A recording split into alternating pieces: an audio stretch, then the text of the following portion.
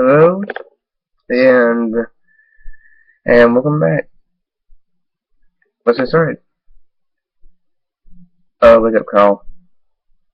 The day you find the one you love is the most amazing thing in your life.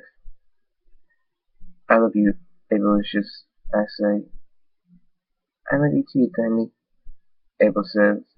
The next thing we both know, a blade is pointing to my Abelicious' head. Give us all your bits, anything else, now, Astardian says with another beside him. I smile as a sunmark appears on my powerful, strong red wings. Why don't you run along because you're in over your head? If you try to take me, you'll end up dead. If you think you can handle the storm that's known all over Equestria, then you're not sane. I'll show you the meaning of pain. Your choice, little boys. Don't let me break you like toys. Abel looks at me. Why are you rhyming like Sakura? He says. It's fun, I say.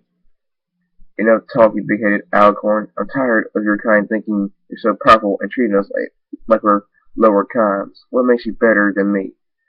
He says. His eyes go wide as blood splatters from his head. Uh, uh, uh, he says and falls over dead. Does that answer your question, Unicorn? How about you, Earth Pony? The other stallion runs off. I smile and look at Abel, but the look in his eyes is not what I expect to see. What's wrong with you? You just killed him, and that did like you're Mr. Almighty. What is wrong with you? I smile. Simple. I can't be touched. I'm a storm that can't be stopped. I protect all. Let evil fall. I kiss Abel and smile into his eyes. Mine full of pride. His full of disbelief. How can you be so full of yourself? You're not invincible, Tiny, he says to me. I look at him like he's crazy. Me, Dinosaur Rising, the son of Luna and a Dark King, not invincible? That was completely crazy to me. It seemed completely impossible. You see, I wanted to be invincible because that meant that nothing could get past me, and if nothing could get past me, then nothing could hurt my Abel. They would never even get close. I just kissed him again and then wrapped my wing around him, and together we walked to the castle. He knew what I did when I was ready to just give up, to stop talking about something and just be with him. It's true that when me and Abel first got together, I wasn't as big-headed as I had recently become. I was still nice and kind, but if you challenged me, then I made you look like trash. I made sure to crush you humiliatingly.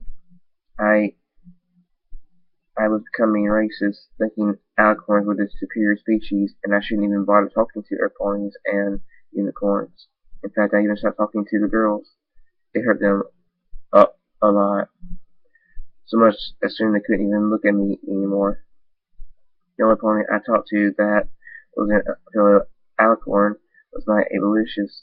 He didn't like what I'd become, but every night I'd hold him and wrap my wings around him and whisper into his ear, I love you, Abelicious, and close my eyes to go to sleep. It feels so warm and loving.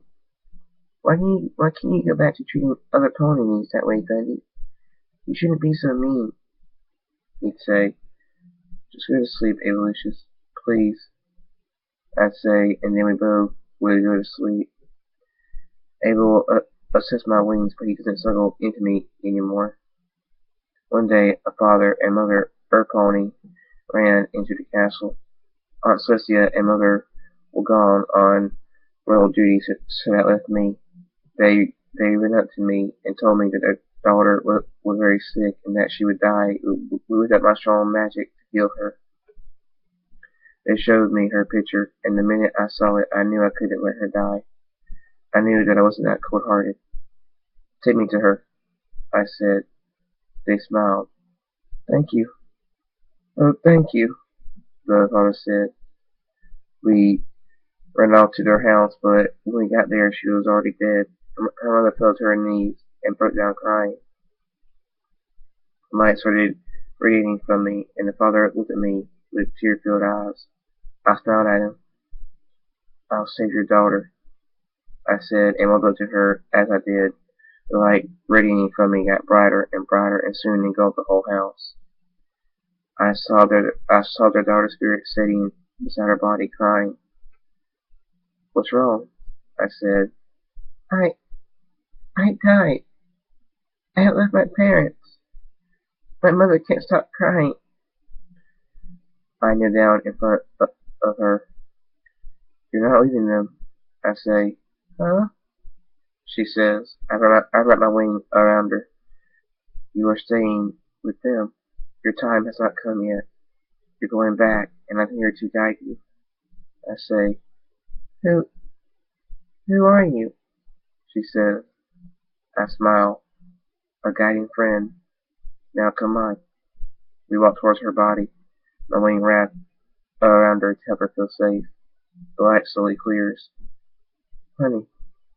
Oh, honey, the father says. What? What is it? The the the mother's eyes go wide.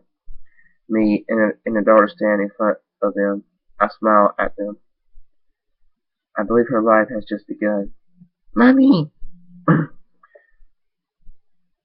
Their daughter says and runs to them. The mother's face lights up.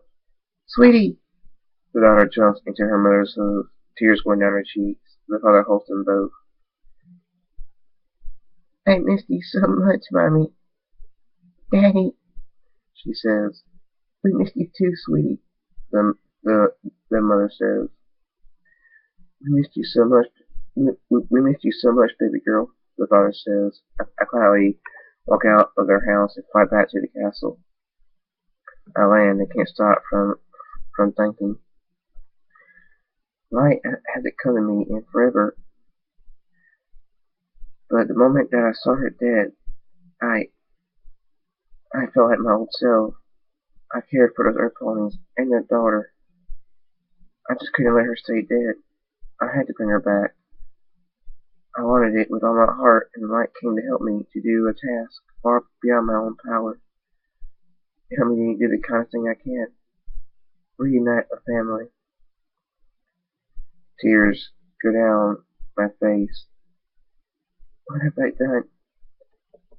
Mother must be so ashamed of me. A week goes by, and I talk to earth ponies and unicorns again, but I still crush other ponies who humiliatingly at things just to prove Alcorn's superiority. One day, me and Abel were walking through the castle when Prince Dinosaur! A voice said. Huh? I say. The daughter that I saved runs up to me and hugs smiling. I can't help but smile back. Abel smiles at us both. She looks up at me. You left before we could thank you, and without saying goodbye, she says. I'm sorry, I say, and kiss her on top of her head. Abel is shocked by this, since I've been a jerk lately. The, the, the little filly giggles. I smile. You're so precious. She smiles at me, her violet eyes shining up at me, and then, in a flash, they're gone. No! I hear her mother scream. I look and see the little filly that was just smiling up at me stuck to the wall, a giant spear in her body. My eyes search for the killer. I find him out in the open. What an idiot, I think. I fly at him, and he sends spear after spear at me. I smile and think, does he really expect to hit me? I don't know what happened, because it happened in an instant, but the next thing I know, I'm frozen in the air, a spear in my chest. I fall to the ground. I barely get back to my hooves. He sends another spear at me, this one heading for my head. No, this can't be happening. Damn you. You won't. Get away! We've killed her! My eyes go blank, and I'm gone in a flash. I don't have the skill to stop this pony, but maybe my rage spirit might. I catch the spear that he threw and throw it back. The blood splatter struck from his chest as it stabbed into him. I'm a blur as I appear and disappear, getting closer and closer to him. I pull his spear out of my chest and stab it into his head. His eyes go wide and his mouth drops. Blood pours out of it. He falls over into a pool of his own blood. I smile, my eyes focus, and then I fall over. Dundee! Abel screams. Princess Orange, stay with us, a voice says. You will wake up, another voice says, both echoing through my head. I know it's doctors. I've been taken to the hospital. Light finally breaks the darkness that I'm in. It's my eyes. They're opening. What happened? Ah! I grab my chest out of pain. Princess Orange, try not to move too much. Your chest is still healing, the doctor says. Calm me, Thunderstorm. None of this print stuff. Got it? He looks at me in surprise, then smiles. Yes, Thunderstorm. I first found out how long I was out. 3 days. I then, of course, wanted to know about that little filly. Turns out her name was Rosia, and they buried her because they couldn't wait for me to wake up. I punched my bed out of anger and yelled and cussed at the doctors. How dare they do that? How dare they just let her stay dead? Once I finally set free from the hospital, we only took about 2 days. I found her grave. Here lies Rosia, the sweetest and nicest little filly you could ever meet. She will forever be in every pony's heart that she knew. I can feel the tears in my eyes. Rest in peace. I punched the ground. No! I won't accept this. I won't accept her being dead. I realize now that I was wrong to think that I was invincible. I'm not, and I may not be able to keep others from getting hurt, but I will keep them from being dead. Dundee, Abel's voice says. Abelicious, I say. He hugs me. I know it hurts. I'm so sorry, Dundee, but don't bring her back. She's already died twice. Don't make her die 3 times. It's her parents' wishes. They don't want you to. Please, Dundee, let her be at peace. Tears run down my face. Her shining violet eyes looking up at me into my head. I open my mouth to protest, but I just cry into my Abelicious neck. It's been a year now since she died. I've been a lot nicer since that day. I act like my old self again. Abelicious snuggles into me at night again.